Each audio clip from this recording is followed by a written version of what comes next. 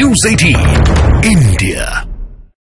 देश खाली की घटना पर बीजेपी ने ममता सरकार पर करारा हमला बोला है और बीजेपी नेता प्रेष शुक्ला ने प्रेस कॉन्फ्रेंस कर ममता बनर्जी पर निशाना साधा। उन्होंने कहा कि टीएमसी दावा कर रही है कि शाहजहां शेख को 7 दिन में गिरफ्तार कर लेंगे। तो बीजेपी का ये अपना दावा है, टीएमसी भी इसको लेकर अब लगातार दावे कर रही है। और बीजेपी नेता प्रेम शुक्ला की ओर से प्रेस कॉन्फ्रेंस की गई, जहां पर उन्होंने ममता बनर्जी पर निशाना साधा और उन्होंने कहा कि टीएमसी ये दावा अब कर रही है कि शाहजहां शेख को 7 दिन में गिरफ्तार कर लेंगे, लेकिन अब भी ये कब संभव है या फिर नहीं, इस पर भी लगातार प्रश्न चिन्ह लगा हुआ है, क्योंकि शाहजहां शेख जब से संदेश खाली चर्चा में है तब से फरार है।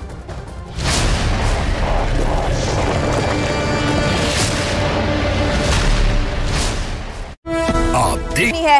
इसके अलावा 10 सीटों के लिए 11 उम्मीदवार यहां मैदान में है, इसीलिए लड़ाई दिलचस्प है। बीजेपी के 8 और समाजवादी पार्टी के 3 उम्मीदवार मैदान में हैं।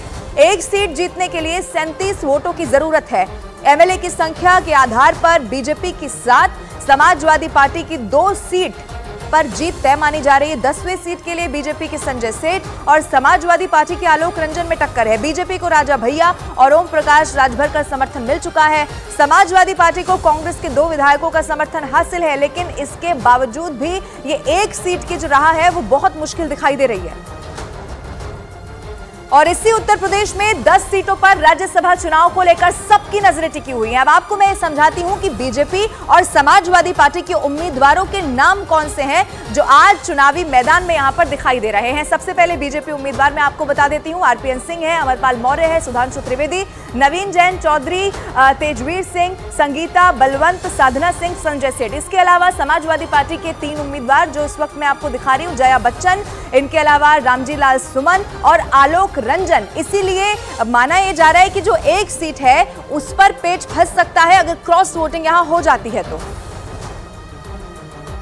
और राज्यसभा चुनाव में अपने सभी उम्मीदवारों की जीत के लिए बीजेपी और समाजवादी पार्टी अब पूरी तरह से ताकत झोंकने में जुटी हुई है। इन सब के बीच में कल भारतीय जनता पार्टी और समाजवादी पार्टी की बैठक हुई है। अखिलेश यादव की तरफ से बुलाई गई इस बैठक में पार्टी के 8 विधायक पहुंचे ही नहीं।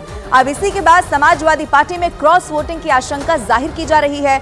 अखिलेश यादव ने आज सुबह 8 बजे एक बार फिर से सभी विधायकों की बैठक बुला ली है।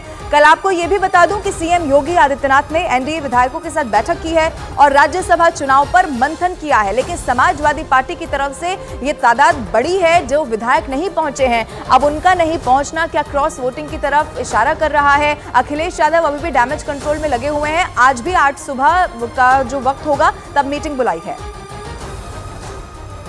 और समाजवादी पार्टी के विधायकों की बैठक में कई विधायक नदारद रहे हैं। अब आपको ये बताती हूं कि समाजवादी पार्टी की जो बैठक हुई है, कौन कौन से विधायक ऐसे रहे जो गायब रहे, पहुंचे ही नहीं, कौन कौन से वो नाम है, ग्राफिक्स के जरिए अब मैं आपको बताती हूं। देखिए